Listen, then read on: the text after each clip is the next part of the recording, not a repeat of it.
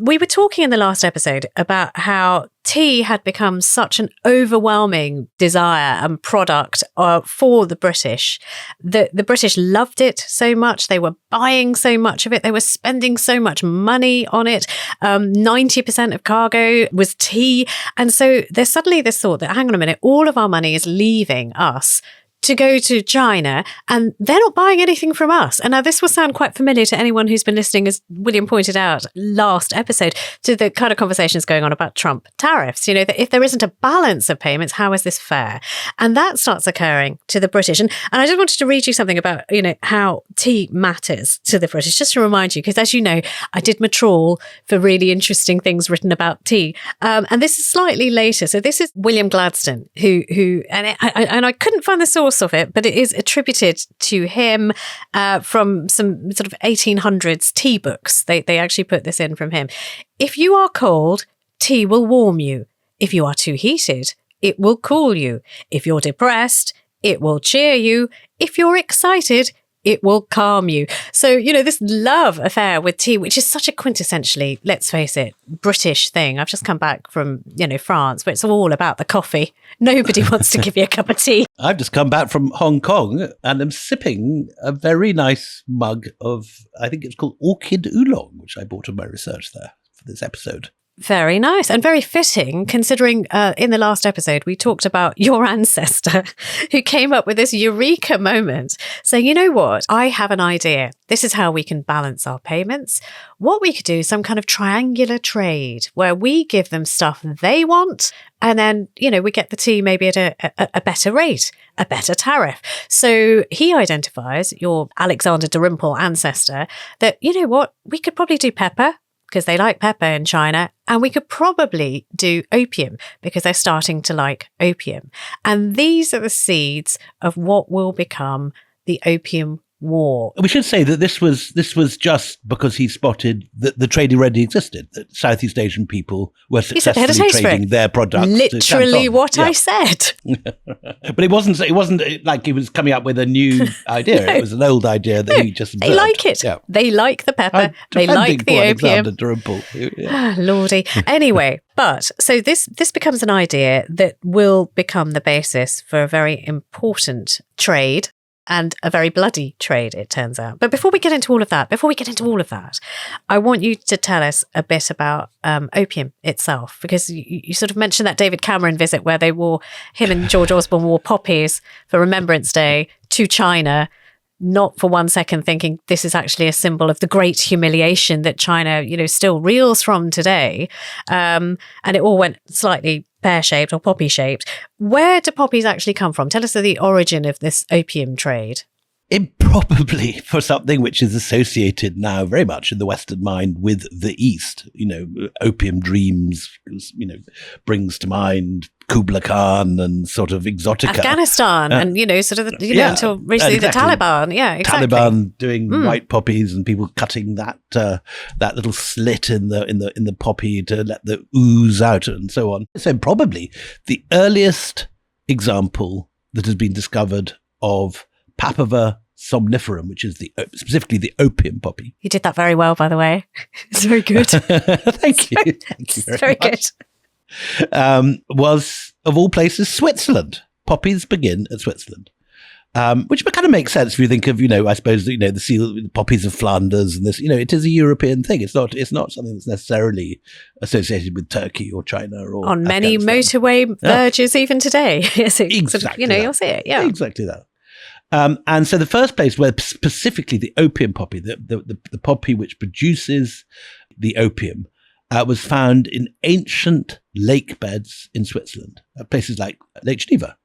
And lake dwellers living on crannogs, those sort of artificial islands that Iron Age people built into lakes, as early as 3100 BC, were keeping supplies of poppy seeds, poppy seed cake, and poppy capsules, and they were probably using it for its either medicinal or narcotic qualities.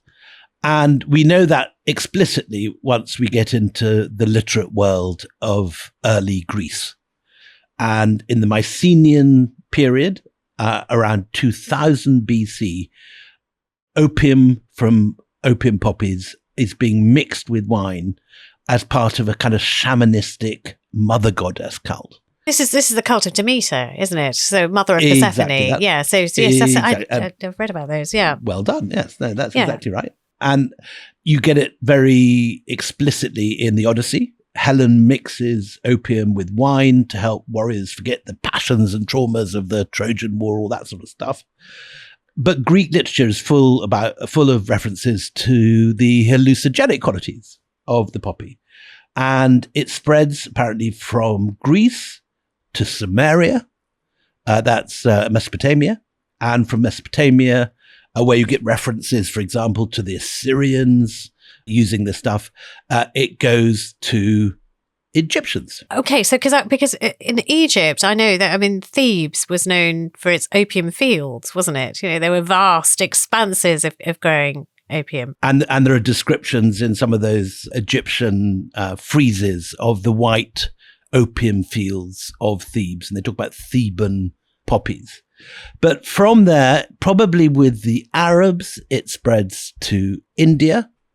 And in India, it's used in war for the first time. People, the Rajputs in particular, specialize in this idea of taking opium before battle and then rushing into the thickest of the combat, insensible to danger.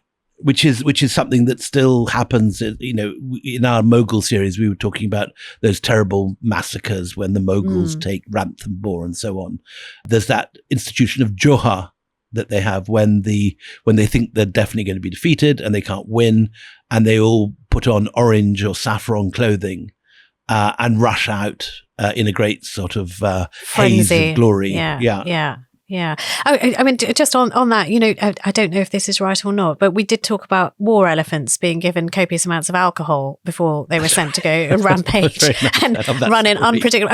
Any indication? No, genuinely, was it sort of a mixture of opium as well to sort of send them slightly, delally before they send them out?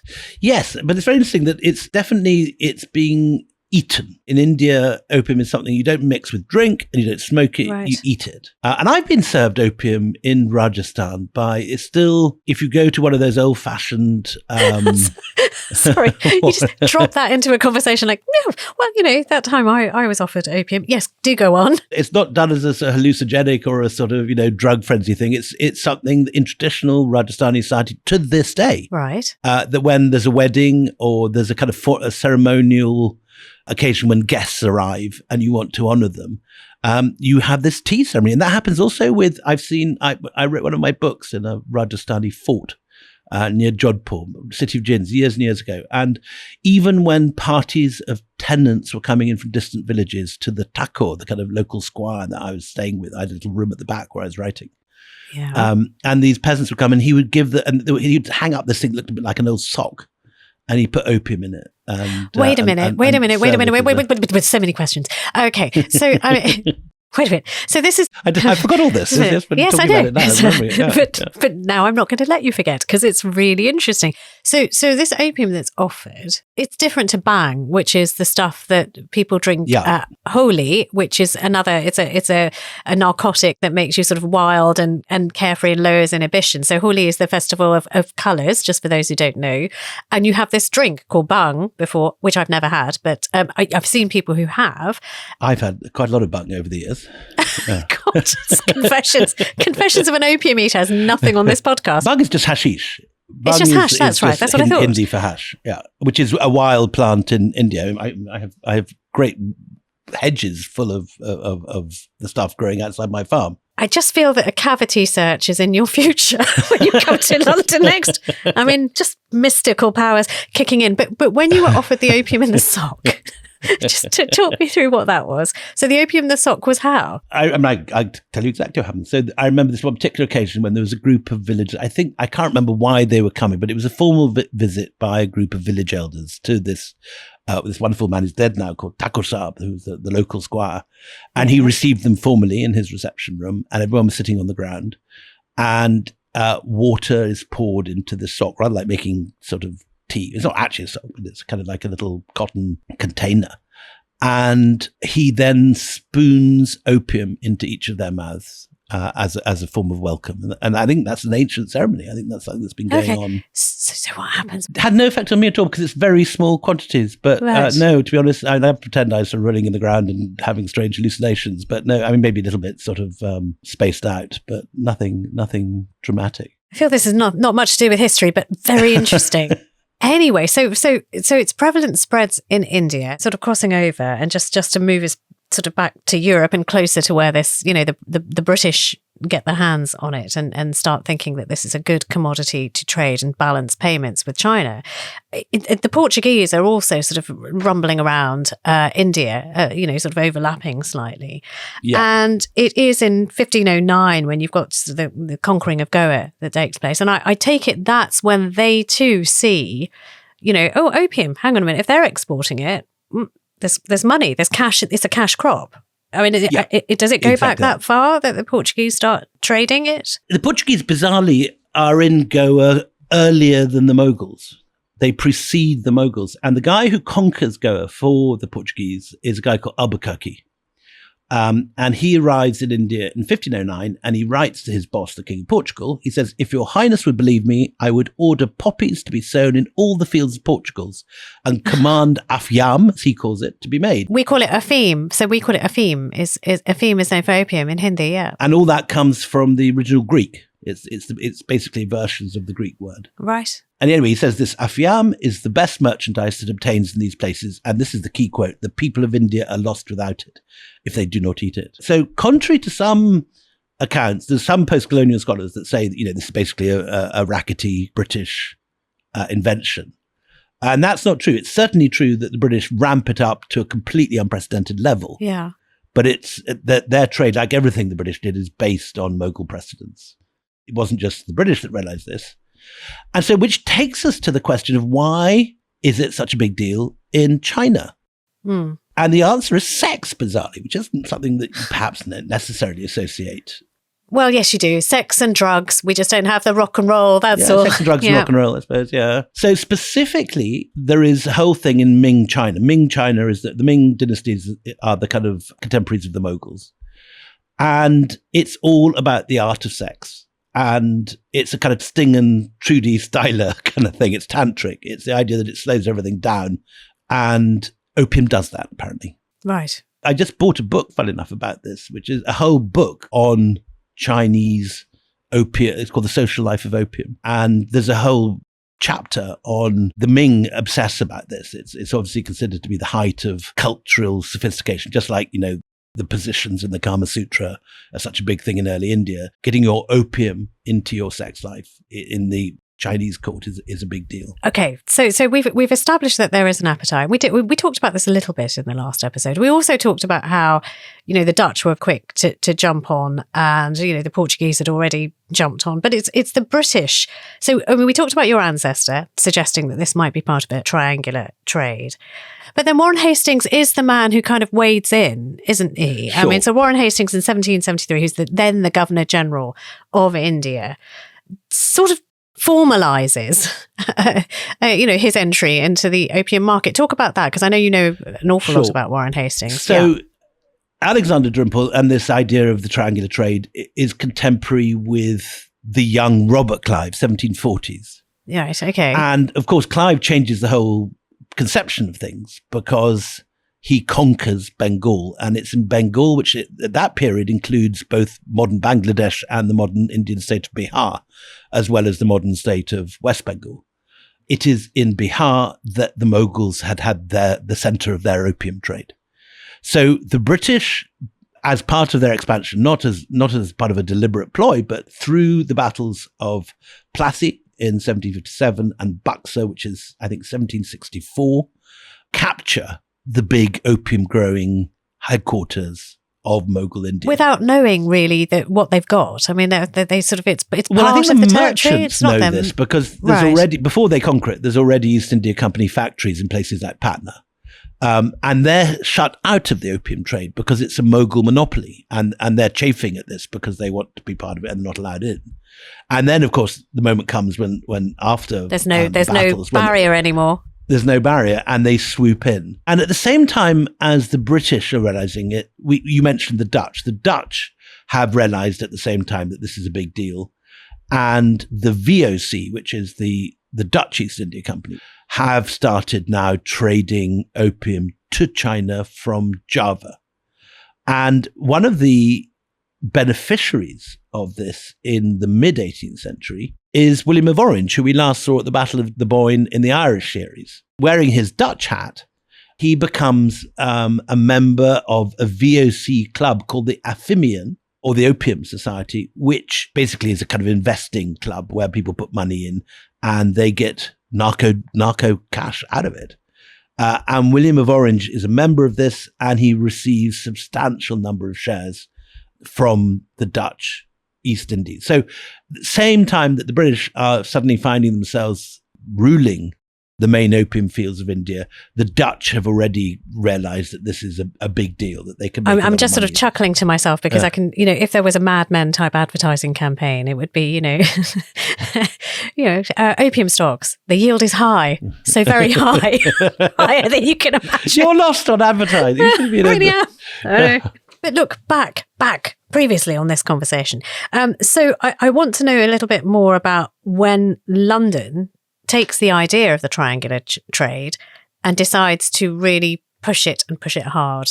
Tell me when that happens. So something is happening at this period in China which adds to the attractiveness of opium. Now, as you know, tobacco is part of the discovery of the New World, that people are growing and smoking tobacco in North and South America. And that travels with the Portuguese to Southeast Asia. And at some point, people who've been eating and drinking opium drinks realize that opium is much, much stronger and a completely different deal if you smoke it. And there's a whole sort of, just like with, we were talking in the last episode about how tea has a whole tea ceremony attached to it. There's a whole business where you get raw opium, you dissolve it in water, you strain it in a copper vessel until it sort of thickens up. And then you roll a little ball of this syrupy, blackish substance called chandu into an opium pipe. And this happens for the first time. Someone sort of invents this process in the mid-18th century. In China. This is in China. In Java originally. Yeah, in Southeast Asia, but it's exported pretty quickly to China. It's the clear image that we have, largely thanks to Hollywood, but also, written accounts of opium dens where this is exactly what happens. These pipes, people sitting around on low cushions with each other. Well, let me give you my most thrilling discovery, which I got from a wonderful book, which we haven't talked about the books we've been reading. At the top of the list, Amitav Ghosh's wonderful book, Smoke and Ashes, which is a wonderful book on the opium wars. And he has this line, which I hadn't read, that the term hipster comes from this period because you lie in an opium den on your hips. Your hip. That's it. Isn't that great? It is. It's one of those things you read it and you go, come on, Amitav, that can't be true. That's bullshit. But it's Amitav Ghosh, so it is. It's legit. Apparently, so you take a small ball of this stuff, you put it at the end of a needle, you put the needle into a flame, and then you put this sort of gungy, almost ignited, bubbling little ball of opium into a pipe, and you inhale it, and it kind of knocks you out. It's the strongest possible way. And so for the first time, opium, which has already been a problem in India, even in its eaten and drunken form, as we know from these pictures of addicts, becomes an epidemic. You get the world's first really serious opioid epidemic. Right. So at the same time as the British are looking to China as a way of solving their balance of payments problem, by pure, well, if you like, good fortune for the British, terrible fortune for the Chinese, there is a massive increase in demand because suddenly you've got, just like with the opioid epidemic, with the Sacklers and fentanyl and all that stuff in America 10 years ago. So in mid-18th century China, you suddenly get a massive demand for opium. So all these different things are coming together randomly. But you also have a backlash from governments. I mean, if you see, your youth, largely your youth, insensate and, just the terrible problems that go along with opium addiction in particular, because it is so addictive, Don't the Chinese actually say, you know what, we're not having this anymore? Don't they ban opium at one point in China? It seems that there's sort of there's horses for courses. Yes, officially it is banned, and you do have sporadic attempts. Yeah, 1729. I thought they said it's against the law. You're not allowed to do it But even anymore. at the court, apparently, and even some of the emperors as young men are taking this. Right. These hipsters are taking it. And it's associated, as I say, with sort of courtly sex. It's something that sophisticated young That's men so like mad, to isn't do. it? Yeah. But there's a law against it, but the rich and the powerful can circumvent. Don't bother with the law. Exactly that. So no different from today in that sense. But that's when, I guess it's 1729. I mean, that when the ban comes in, that you get that whole image of the dens, you know, that people sort of, if it is against the law, you'll have to go to the back streets or you'll have to go somewhere else, you know, sort of seedy areas of drug taking, which in many ways kind of makes it worse because it's happening out of sight. And so, you know, the addiction problem is voracious and you can't stop it. It's like playing whack-a-mole if it's all in the back streets and you can't really sort of keep up with it. So this is going on simultaneously. We've got several different things happening. You've got, on one hand, the British have conquered the opium growing areas of India. Secondly, the Javanese stroke the Dutch have found that there is a new way to take opium as a smoke, and an epidemic breaks out in China. And it's in 1773. You mentioned Warren Hastings. He's the guy who pulls all these different cords together. And in 1773, he takes over the monopoly. Historians dispute this. I think that the Mughals did have a monopoly on opium growing. And Shah Alam, the emperor who I read about in The Anarchy, certainly thinks that they do. And Hastings, who's a historian and a scholar of Persian, discovers this and uses it as a legal pretext to take a monopoly control of the opium of the areas that the company now controls. Now, as far as he's concerned, this is just a way of shutting out the French and the Dutch merchants. And it also means that the farmers who you're getting it from have got less competition. They can't play off the British against other. Yeah, they can't make a profit. You know, if the prices are fixed, and you know you've got only a monopoly, one person who's buying from you, you're kind of also at the mercy of the buyer. Because if the buyer says, "Right, I'm going to drop the price," because you know we're the only ones buying, what are you going to do as a farmer? You're going to have to go along with it if they're the only ones you're allowed to sell to. Warren Hastings makes it a monopoly in 1773, and then one of his successors is called Lord Cornwallis, who's the guy who's defeated by Washington in our American series, and then gets reappointed by the company and becomes Governor General in India twice. He takes the opium monopoly. He doesn't auction it out as Warren Hastings had done, but he forms a formal government agency in 1797 to control the growing of opium. And this makes it something which the East India Company and by extension the British government have got a direct interest in. Is it just called the Opium Agency? I mean, is that what's on the letterhead? The Opium Agency will be on their calling cards. How extraordinary. At the same time, the merchants in Canton begin to put two and two together. They're no longer doing this thing of stopping off in Southeast Asia and you know maybe buying some opium as part of their package of goods that they're going to trade to the Chinese. They just take the opium direct from Bihar. They've got a monopoly. The foreigners are shut out. The farmers have got no alternative but to sell to the government. It's a government exclusive monopoly. And a character called Mr. Wheeler, who according to the East India Company papers is, quote, an officer and an influential member of the community, comes up with this idea to use the company's own opium monopoly to balance the flow of silver out of India to China. Wheeler dealer. I mean, it is Wheeler. Very nice. Wheeler dealer. Very nice. I hadn't guessed that. So in 1767, Wheeler dealer and Colonel Watson put this through the council in Calcutta and it becomes the formal policy. So from this point, you've got the Opium Agency, which is initially only about 1 million people are under its control. But in the course of the 19th century, and we'll see this in future episodes, it controls not just modern Bihar, but everything as far as Agra. In other words, most of the Gangetic Plain gets given over to opium, and it becomes an absolutely massive deal. It's forbidden to everybody except the people in this area, and they are given often no alternative but to grow opium. And so even in times of famine, for example, people are still being told that they can't plant food. I mean, it's sort of a similar pattern that goes on with indigo later, when Bihar farmers in particular are told to grow indigo because it's needed for the cotton trade, for Cottonopolis in Manchester. Let's take a break and come back after the break, because now that, you know, they've got the monopoly, they've got the supply, and we've talked about the demand, even though a law has been passed in China.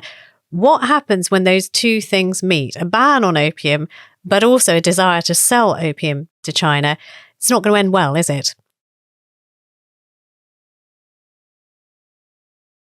Welcome back. So just before the break, we were talking about the monopoly on opium production and distribution that the British have now taken on, thanks to Warren Hastings in India, and all of the territory that the British have won over and dominated in India, including these huge poppy growing areas where farmers are given absolutely no choice about whether they're going to grow this cash crop or not, and often to the detriment of the people who, you know, kind of need to feed themselves and their families. You know, no crops that you can eat, but crops that we can sell. So the scale of this, I just want to get, you know, the Opium Agency, which absolutely unashamedly calls itself the Opium Agency, a new state body, if you like.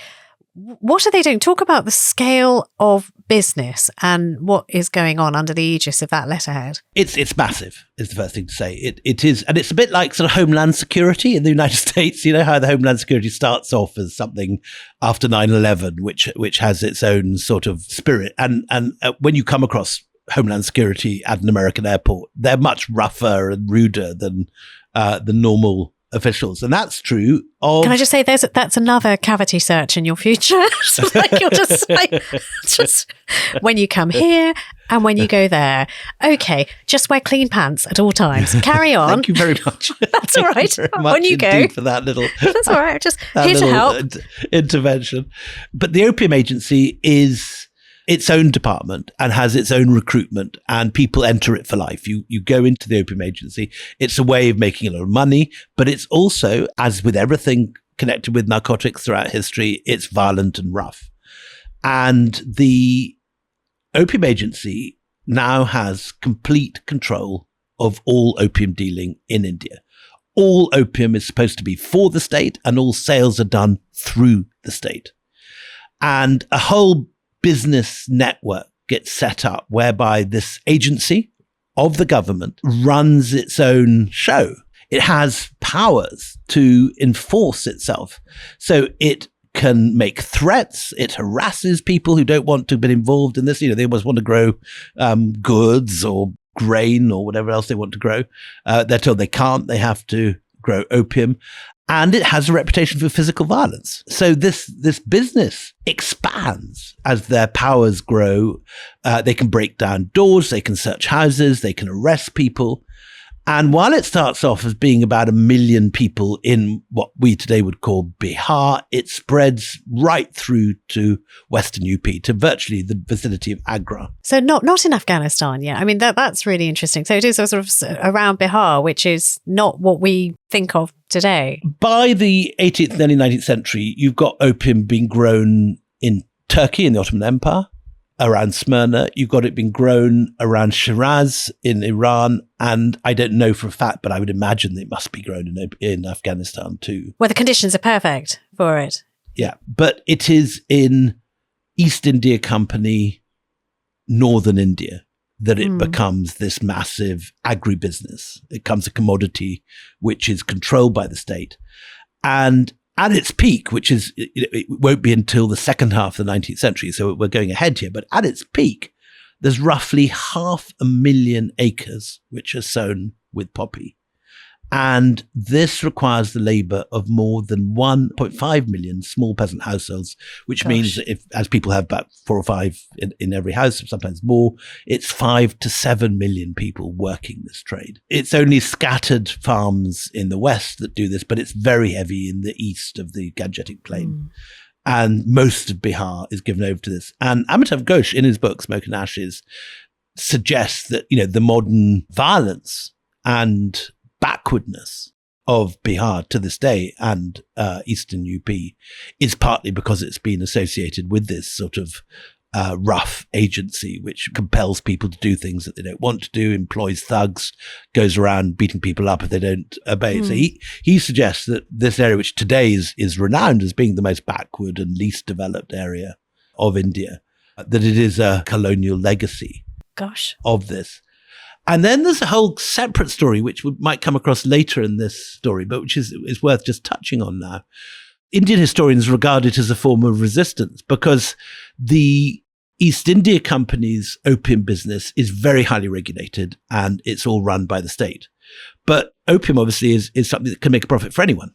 You don't have to be a part of the East India Company and be from Bihar. And so another area of India which has traditionally grown opium under the Mughals is a place called Malwa, which is kind of modern Madhya Pradesh, going through to parts of eastern Rajasthan, all the way from Indore to Udaipur. And this area is not under British control. It's still under the control of Indian princes who are in their domestic affairs independent of the British. So you get a rival consortium. If you like, the meddling cartel had rivals in other areas of Colombia and South America which traded against it. So you find that the official East India Company Opium Agency has massive competition from the Malwa opium. And the Malwa opium is traded out of Gujarat and Bombay. And several historians have suggested that the growth of Bombay, which initially is the kind of ugly duckling compared to Madras and Calcutta, which are the most prosperous of the early East India Company settlements. Bombay begins to really get going at this period, and several historians but I suppose attribute the sale of Malwa opium. And this goes through often Parsi shippers. And so many of the big Parsi business houses grow rich through buying in from central India, from these princely states, the state of Indore under the Holkars and the state particularly of Mawa under what's now the Maharaja of Udaipur, that these guys are growing massive quantities of opium in competition to the opium agencies of the East India Company, and they're shipping them out in a rival consortium. And they have a slightly different process, which is interesting. Well, I just wanted to say who the Parsis were. For those who don't know who the Parsis were, I mean, they're the Zoroastrians who come to India and settle and are hugely successful in business, trading. They're a mercantile people. And Mumbai is sort of founded on the industry of Parsi families. So when you hear here in Europe about the Tata family, they are Parsi. So even now, today, they have this sort of sense of being business magnates. And in the day and age that you're talking about, they have shipping, they have trade and shipping. That's what gives them the leverage to be involved so prominently, particularly around Bombay. So these guys are sending agents out to what's now Udaipur and Indore, buying up this opium. And the process is slightly different. Everyone likes the East India Company opium in China because it's not adulterated. No one's putting flour into it. Just like with cocaine today, there's all sorts of dodgy stuff going on, putting up talc or chalk into cocaine. And that you get half the plots of half those things like The Wire around this sort of business of adulteration. But the East India Company, which is a government monopoly, is consistently high quality opium. But the process they use doesn't produce as much morphine. In other words, it doesn't have such a narcotic hit as the Malwa opium. And the thing that people think seems to make the difference is that the Malwa opium is left in linseed oil to sort of ferment, if you like, for 9 or 10 months. And this produces a higher morphine content. So although it's often adulterated and sometimes has flour and other stuff in it, it still gets you higher. Yeah, it gets you higher. Yeah. Mm-hmm. So there's these two rival businesses. There's the East India Company monopoly, which is grown in Bihar, auctioned in Calcutta. And then there's the Malwa opium, which is run by Marwari and by Parsi businessmen, which is coming out of Bombay. And the growth of Calcutta and the growth of Bombay both owe a great deal in this period to the opium trail. Fascinating. I mean, all over Bombay, actually, you see the remnants of this in things, for example, the JJ School of Art, which is, one of the most celebrated art schools in India, is grown by, I can't remember what it is. It's Gigi Boy, JJ Gigi Boy. Or Gigi like Boy. that, Yes. Yeah. who works with someone we're going to be talking about now, Jardine Matheson. Okay. So Gigi Boy again is another Parsi family, a very old and sort of venerable Parsi family in India. Oh, Jardine Matheson. Now there's a name. There is a name. In fact, they were in the Financial Times this morning, I saw. Yeah, you the sent day me the we're recording article. it. I sent you the article. So what happens is that the company, by this stage, from the period of Warren Hastings, is partly a government agency already. And the company knows that the Chinese have now forbidden the sale of opium because it's now an epidemic in China. In fact, it turns out to be only the beginning of the epidemic. It gets worse. And so a decision is made at the highest level in India that the company may be able to get away with growing the opium, but it can then auction it off in Calcutta, and it isn't associated directly with the transport of opium to China. It's a change from the early period when the East India Company was directly selling opium, among many other things, in Canton.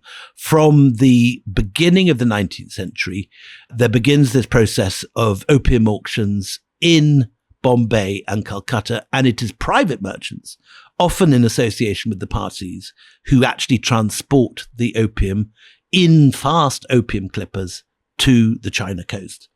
And this is the moment that you get the entry of characters like Jardine and Matheson, who we're going to talk about. Oh, we're going to talk about them in the next episode, aren't we? But they are still a really sort of powerful entity even today, which is why William had the Financial Times article about them. I think we're sort of drawing to a close here with this one. But just, are we saying at this point, when this entire industrialization of the production and dissemination of opium, is it all bound for China? Is it all directed towards China? Or are we wheeling and dealing elsewhere as well? We're wheeling and dealing in all sorts of places, but China is the big market.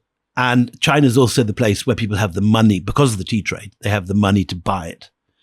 And by the end of the 18th century, opium was the major export from India to China. When the Mughals were involved in the trade, we had that figure, I think, of about 4,000 chests at the time of Akbar.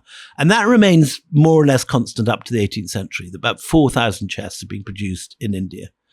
But in this period when people learn to smoke opium and it becomes massively more addictive, there is a colossal increase in the scale of the trade. And it moves from 4,000 chests in, say, the 1760s to 60,000 chests of opium by the mid-19th century, by the outbreak of the Opium Wars, which is what we'll be coming up to later in this series.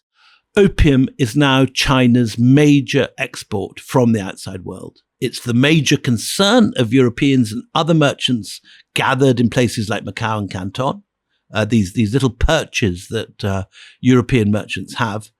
And already the profits from opium not only offset the cost of the East India Company's tea purchases, but even begin to reverse the centuries-old flow of silver into China. So for time immemorial, both India and China have been the recipient of Western gold and silver. This is the period when China begins to give out gold and silver to the West. This is the period, the brief moment when the West is richer than China. But it's also, and this is the crucial link with our next episode, it's the realization by the Chinese authorities that they've got a problem. Not only have they got the social problem of these hipsters in their opium dens, useless for a lot of the time because they're in this haze and they're being slowly killed off by this terrible narcotic that they've got addicted to. But it's also leading to a massive hemorrhage of silver bullion from China to the West. And this leads the Chinese to begin to control more and more tightly the trade of Europeans in India. And that in turn leads the British to want to open a formal embassy and open formal diplomatic relations with the Chinese court, which up to this point they haven't had. There's never been a British ambassador to China. So this leads us to our next episode, which we'll be dealing with next time, the Macartney mission, the first British mission to China, and I don't think I'm spoiling any plotline by letting out at this point that it is a complete and utter cock-up catastrophe. I mean, it's funny. It's so bad. It's actually very funny.